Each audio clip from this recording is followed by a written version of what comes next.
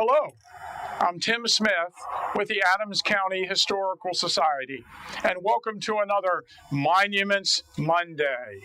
As you can see, it's a crisp fall day, so we had to get away from the Adams County Historical Society t-shirt. But here we are at a monument to the 114th Pennsylvania, the Collis Zouaves. We're at the Sherfy Farm on the Emmitsburg Road south of Gettysburg. You know, it's a natural inclination amongst visitors and historians to believe that each of the monuments on the Gettysburg battlefield was placed at a specific location for a specific reason, to mark the location of a specific event. And once placed, the location of a monument or a marker is sacred and to be treated with great respect. So it may come as a surprise to learn that dozens of the monuments on the battlefield have been moved from their original position. Some have been removed or replaced, and others have been altered greatly from their original appearance.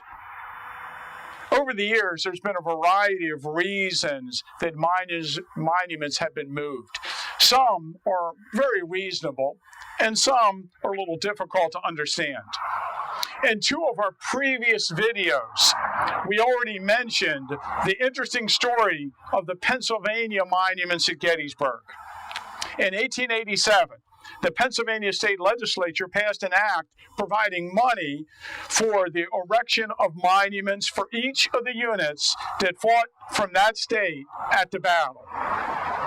Committees of veterans were appointed, designs were evaluated, and eventually memorials were erected. Pennsylvania Day was held on September 11th, 1889, and dozens of Pennsylvania monuments were dedicated on that day. Some of these regimental associations, however, had already put up monuments. And so, with the money that they received in their appropriation, they decided to enhance their existing monument. And three good examples of that are the 23rd Pennsylvania on Culp's Hill, the 114th Pennsylvania right here, and the 155th Pennsylvania on Little Round Top. These monuments, all three of them, were dedicated in 1886. You can see here, it says on the monument, dedicated July 2nd, 1886. All three used the additional funds to add a statue to the top of their monument. All three units wore the distinctive Zouave uniform and at some point during their service.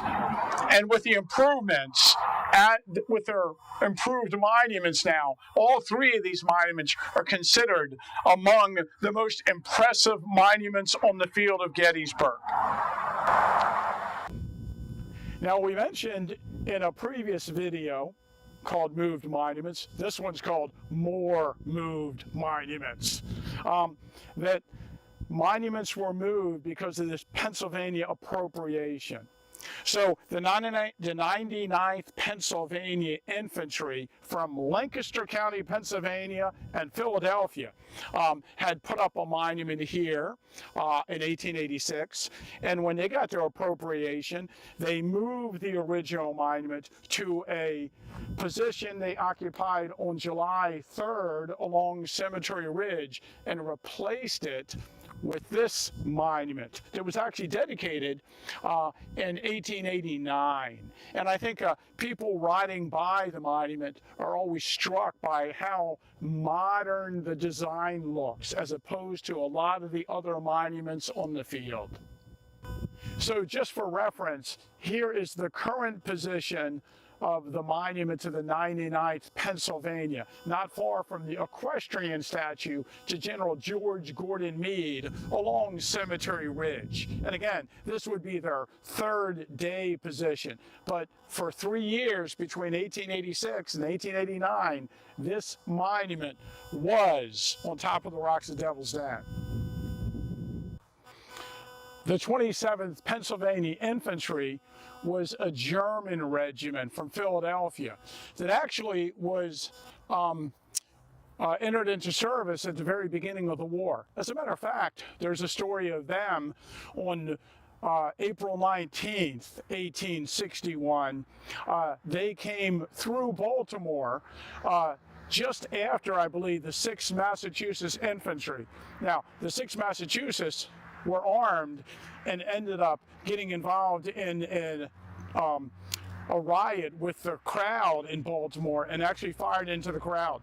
The 27th Pennsylvania also had several casualties that day, but they were unarmed and they got back on the train and went back to Philadelphia and then came back the next day. But this unit had a monument dedicated this spot in 1884, and we'll show an image of it. You can see the buildings in the edge of town in the background in that view. But again, they got an appropriation in 1887, and in 1889 they put up this more substantial monument, the front of it, of which I am standing in front of. The original monument that was at this location was then moved to a position on the northeastern side of town, what is known as CER Avenue. So here we are on a section of park property known as CER Avenue, and it's kind of in the northeastern quadrant of the town of Gettysburg, where Custer's brigade was positioned on the afternoon of July 1st. So originally, when this monument was placed on Cemetery Hill, the War Department, and before that I should say the GBMA, did not own this piece of land.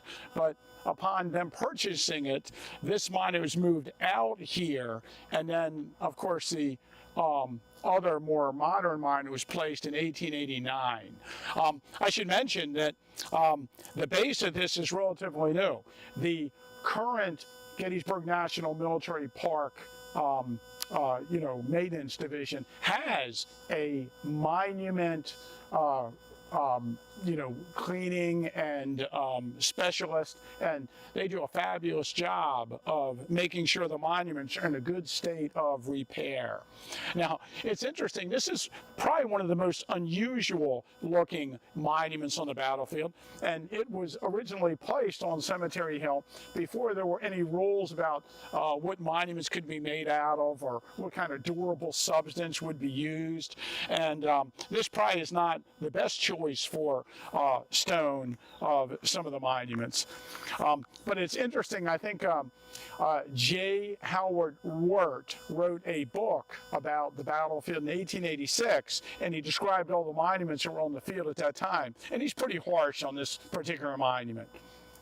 Many of the brave Germans of whom this regiment was almost exclusively composed had seen service in the fatherland.